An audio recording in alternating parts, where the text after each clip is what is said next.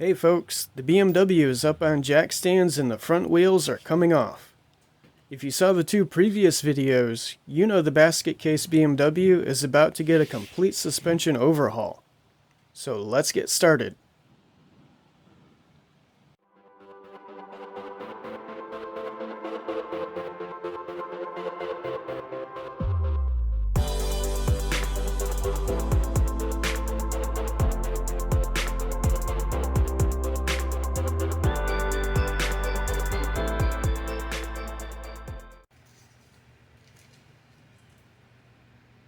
Before I start working on the suspension, I want to measure the ride height at each wheel. I'm going to measure from the center of the wheel to the top of the wheel well arch. This will give me a frame of reference for the new suspension.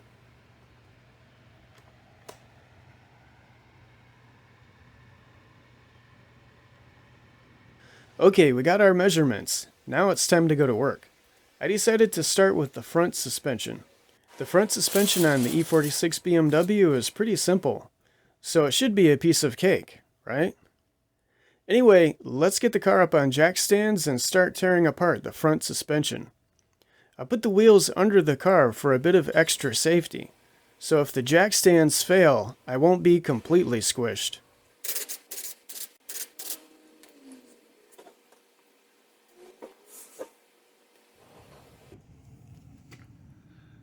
Check it out, the wasps are making nests in my wheels. Sometimes I swear this place is like Dagobah.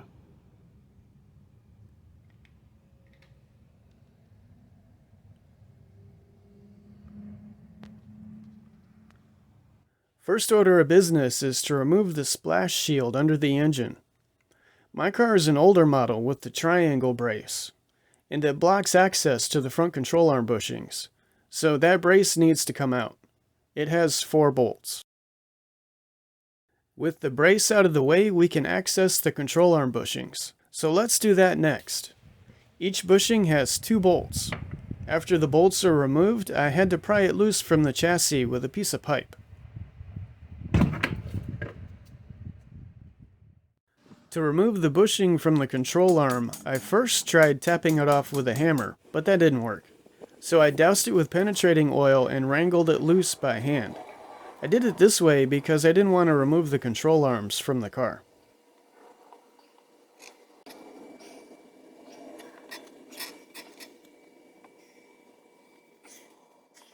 Here we have the new control arm bushing sitting next to the old ones for comparison.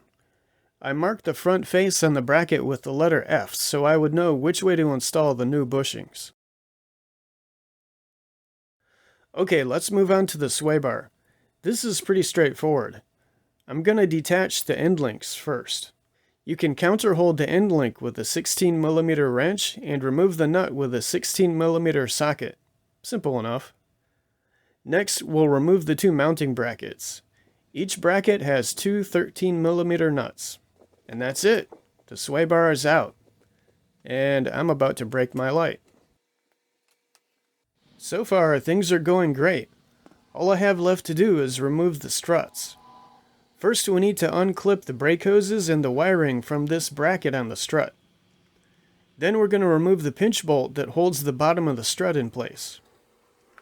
Now we can push down on the steering knuckle and it'll slide off the bottom of the strut. Luckily, the brake line was just long enough to let that happen. Next, we remove the 3 nuts on top of the strut tower and the strut comes out. But before we do that, let's talk about those strut towers. On the E46 BMW, it's common for the strut towers to become deformed. So I'm going to check that. On the right side, the strut tower seems to be okay.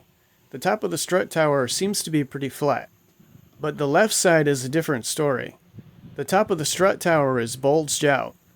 This is also known as mushrooming. And you can see how the mounting bolts are sticking out at odd angles. Basically, the whole strut assembly has been pushed up into the strut tower, causing the top to bulge out. Looking back at the ride height measurements, we can see the left front corner is sitting a little bit low, and the right rear is sitting a little high. I'm willing to bet this is because of the damaged strut tower. Since the strut is pushed up into the chassis, that means the chassis will sit lower in relation to the suspension. And if the front corner sits lower, it's going to pull the opposite corner up. Anyway, we'll find out soon enough. Let's get back to the strut removal. The bottom of the strut is already out, so at this point we just need to remove the 3 nuts on top.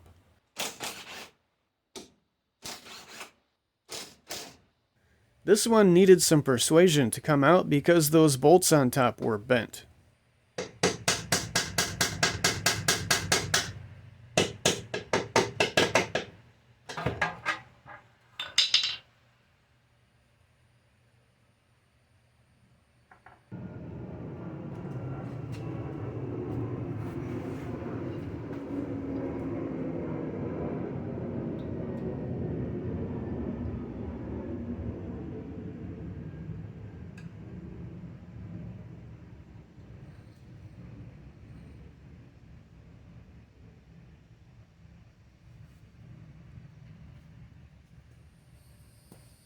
And this is where things started going wrong. When I tried to remove the strut on the right side, the suspension wouldn't move down far enough to let the strut come loose.